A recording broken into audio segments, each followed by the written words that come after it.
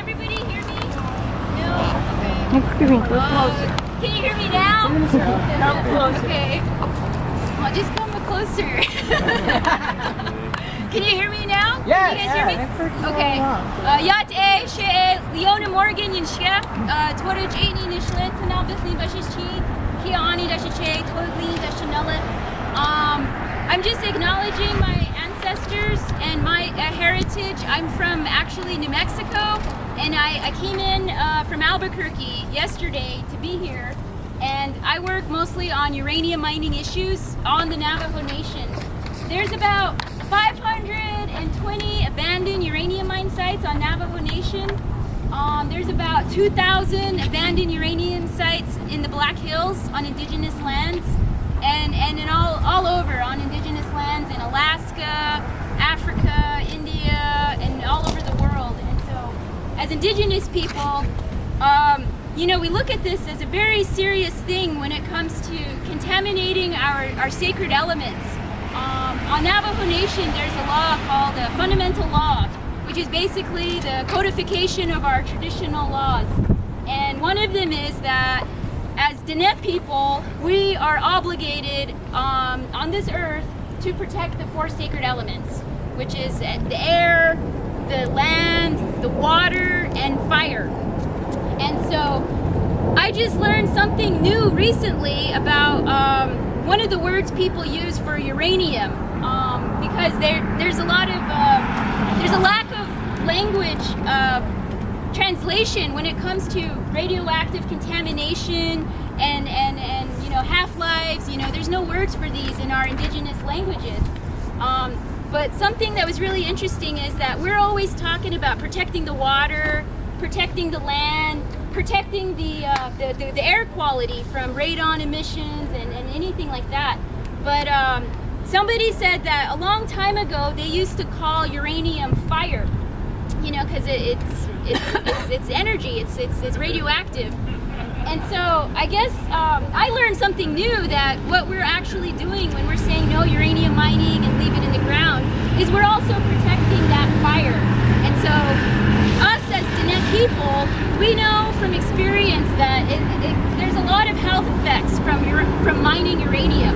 And so myself, I'm working with Tommy, Andrew, and Janine, and some other young folks, communicating with Clee, and just a lot of different people on how do we educate our young people about the issues of uranium mining.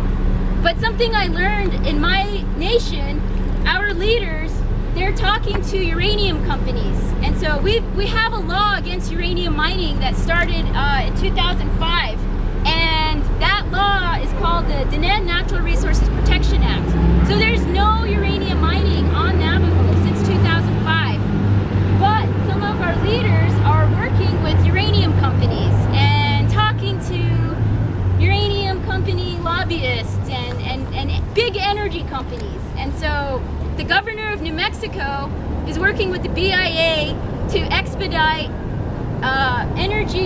land leases for big energy companies on the New Mexico side. So all the governments are pretty much working against us to push for new energy development through nuclear and fracking. So the big thing now happening on my side in New Mexico, on the Mexico side of Navajo, is hydraulic fracturing. But the main thing that concerns us is that people don't even know what these things are. So you have these big trucks coming in, running grandmas and grandpas off the road, and they don't even know what the big trucks are doing. They don't even know what the chemicals are that are going into the earth. And it's the same thing for the uranium. There's a lot of contamination and toxic things that come out from uranium mining.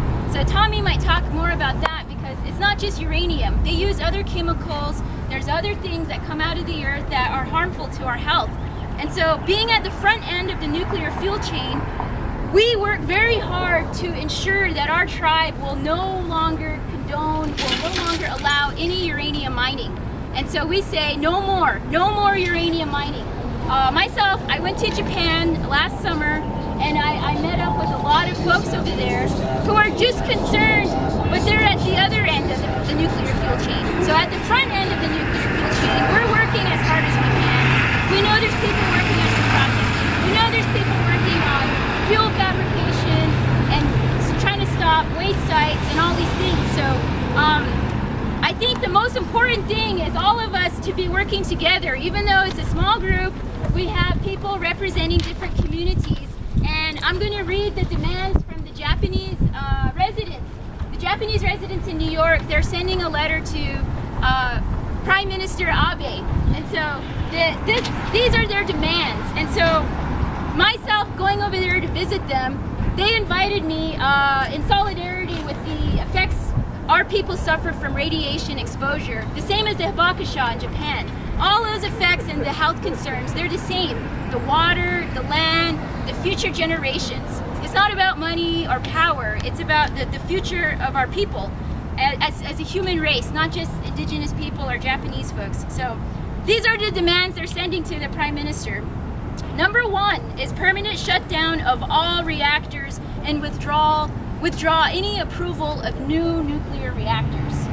So over there, their Prime Minister kind of won saying, you know, that he's going to keep the reactors shut down, and then changed his mind, and now they're still trying to fight this nuclear industry.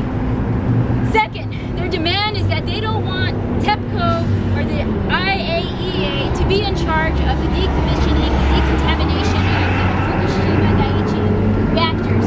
They want a third independent body to go in there to do all the studying and testing, and then to make sure that they do a good job. Third, no exporting of nuclear technologies. They're saying it's a faulty technology. Why are we trying to sell it to India? Why are we trying to make money off of something we know is dangerous and will cause more harm to human lives? Number four, transparency and decontamination efforts.